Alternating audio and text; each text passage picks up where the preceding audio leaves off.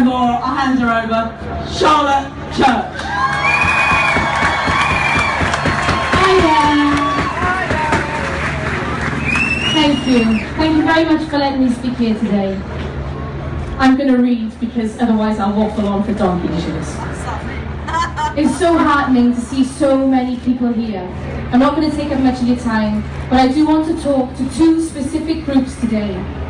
The first is those economists, academics, journalists, lawyers, public figures, celebrities, artists who consider themselves progressive. We need to stop genre-defining our politics and harking back to old ideologies and start talking about the future of government, the future of democracy, our children's future.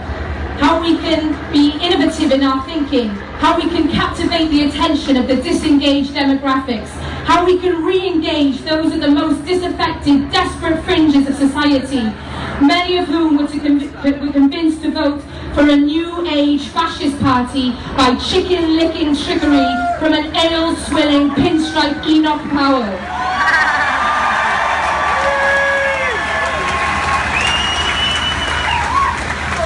One of the main reasons so many young people are turning towards the agendas of consumerist capitalism is that its advocates have embraced the language of positivity, even whilst championing the most radical deconstruction of society.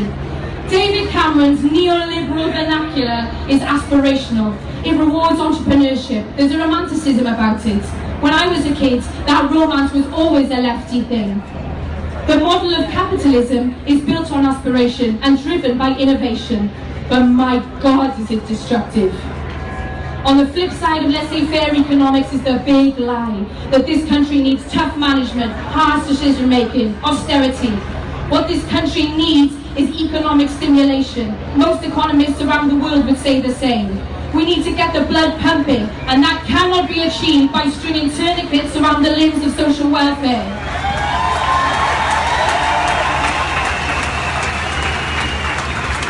If a mother cannot afford to feed both her children, does she choose one to feed and leave the other to starve?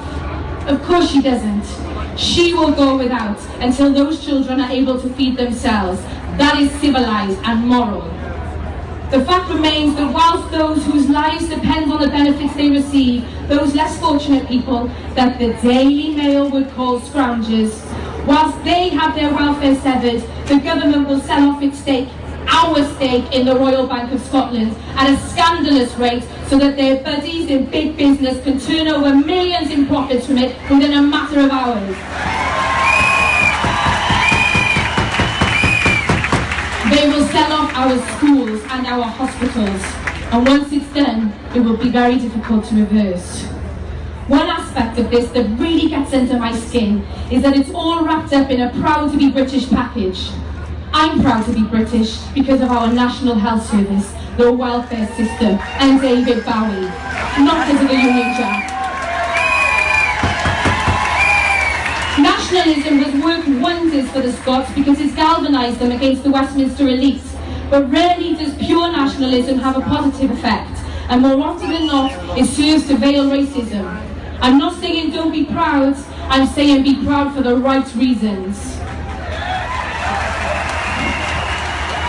We need to win back these young minds and save ourselves from decades of yuppie rule. And the way we do that is with fresh ideas, positive messages, new theories, engaging art, and more public figures sticking their heads above the parapet.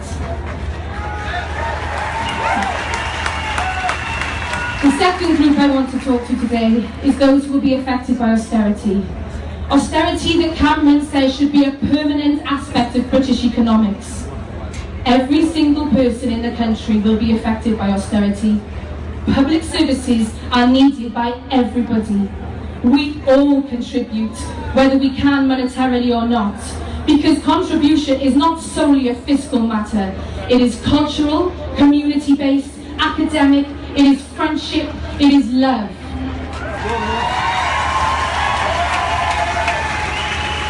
If you are a disabled person, unable to work, whose benefits are in danger of being cut, don't you dare think that you don't contribute. Your existence brightens the lives of other people every single day, and that is worth so much more than the ability to pay tax.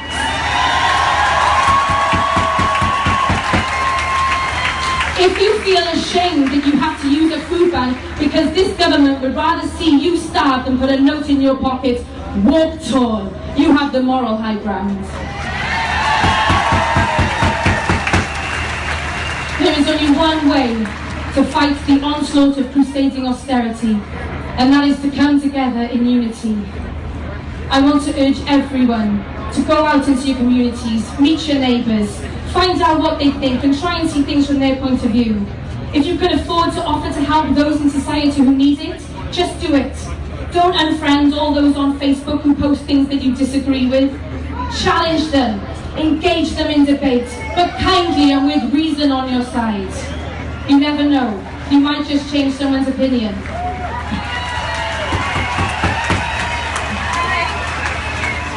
And more than anything, we need to keep on pressuring the establishment into hearing our voice.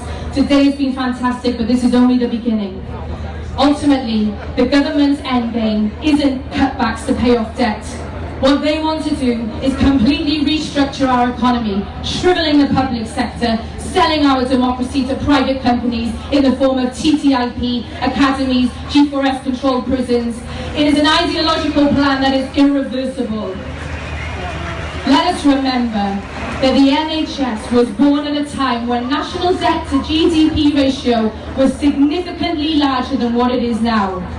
Let's show the government that we are not afraid of national debt, and we will not allow our public services to be attacked, because everybody needs them, whether you are black, Asian, white, homosexual, heterosexual, bisexual, transgender, questioning, disabled, able-bodied, autistic, well-educated, a dropout, Muslim, Sikh, Hindu, Christian, Jewish, Buddhist, English, Scottish, Irish, Welsh, an immigrant, a small business owner, a single mother, a single father, a childless couple, a child without parents, a nuclear family, a police officer, a politician, a journalist, a CEO, unemployed, a teacher, a nurse, a brain surgeon, a student, a convict, a pensioner, an under-18. Whether you claim benefits, whether you pay taxes, we all need a strong public sector.